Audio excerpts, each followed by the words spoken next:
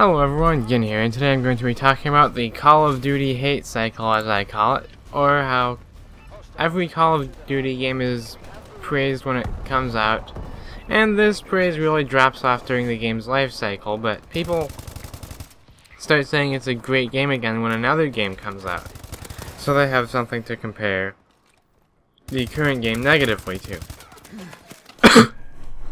Unfortunately, when it's praised highly to make another game sound bad, that's usually when the hackers take over, and that is my cat, and he says hi. But let's start off with Call of Duty 4. This may actually be the exception to the rule because it's the first modern Call of Duty game, so it didn't really start the trend. There were some bad things about multiplayer, but in general, I think it was one of the best Call of Duty games, and so do a lot of other people. But there's no zombies mode or survival mode, which is fine. That stuff really hadn't been introduced yet. So let's move on to the next game, Call of Duty World at War. It sort of experienced this as apparently quite a few people went back to play Call of Duty 4 during its lifespan, as they didn't want to use bolt-action rifles and other old weapons like the STG-44.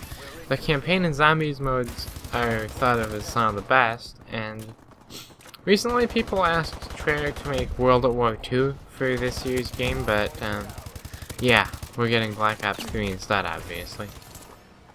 And zombies continues to be popular on the PC because it's the only zombies mode where you can mod the game with custom zombies maps, which I must say is pretty fun.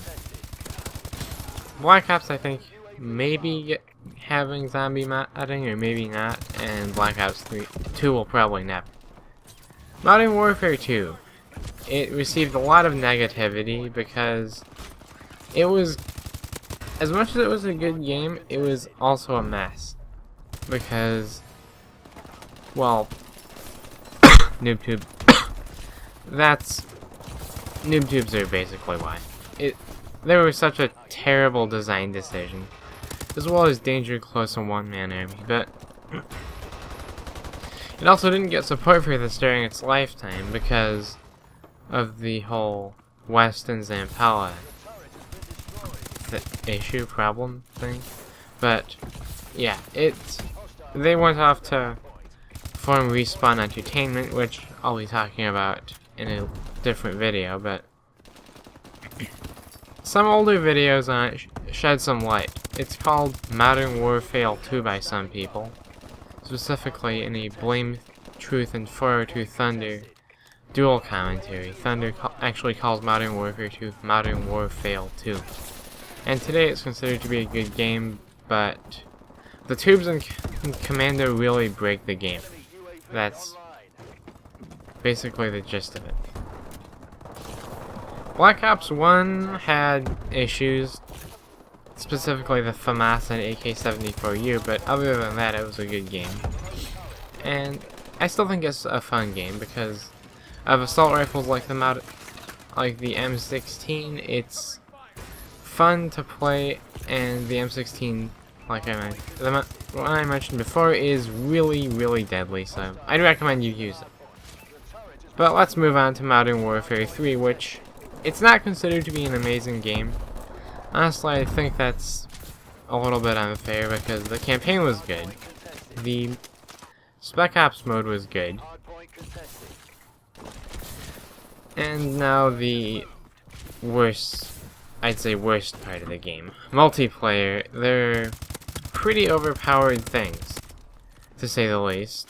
The ACR 6.8 is maybe not overpowered, but overused. Same with the MP7, but that may be legitimately overpowered. And of course, Dead Man's Hand, better known as Dead Man's Nuke, because it has a gigantic blast radius. And let's move on to Black Ops 2. It is one of the most popular Call of Duty games to ever be released.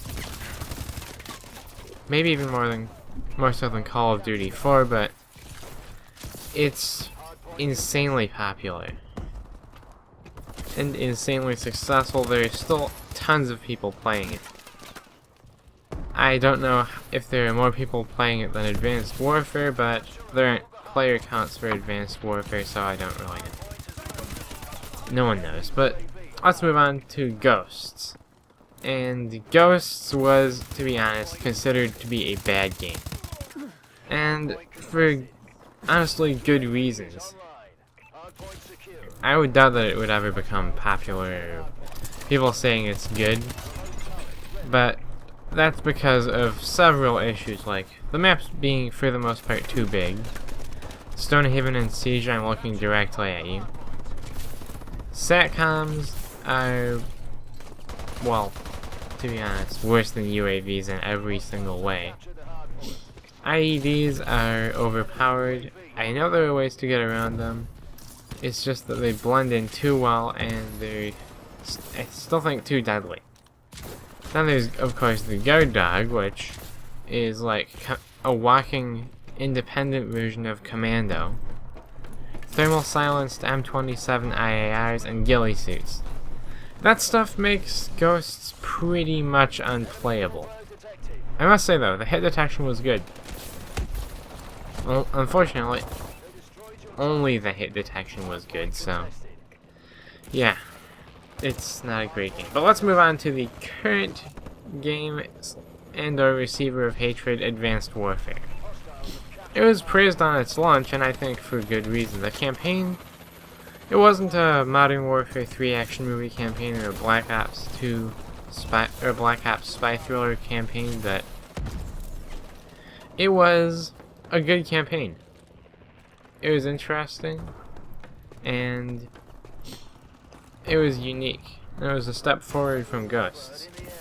But multiplayer is where it starts going wrong. The Bell 27 and the ASM-1 were both overpowered at one point. The Bell 27 on launch and the ASM-1 a few months later. Neither I'd say is that overpowered now, they're just overused. And advanced supply drops are one of these reasons. I don't mind that they give players good things, or better than normal supply drops. It's that they're purchasable, and Sledgehammer said it was not going to be possible to purchase supply drops, which I don't really appreciate.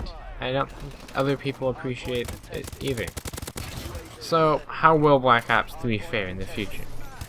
That's kind of the question I'm wondering, but I don't know. No one knows so far. Feedback for the beta seems to be good. I haven't actually played it yet because I don't have a PS4. But will Treyarch make it balanced on launch to make it one of the most loved Call of Duty games? To make it the first game since Call of Duty 4 to escape the hate cycle? Beats me. We'll have to see when it comes out. It'll be interesting though, and it looks like a fun game.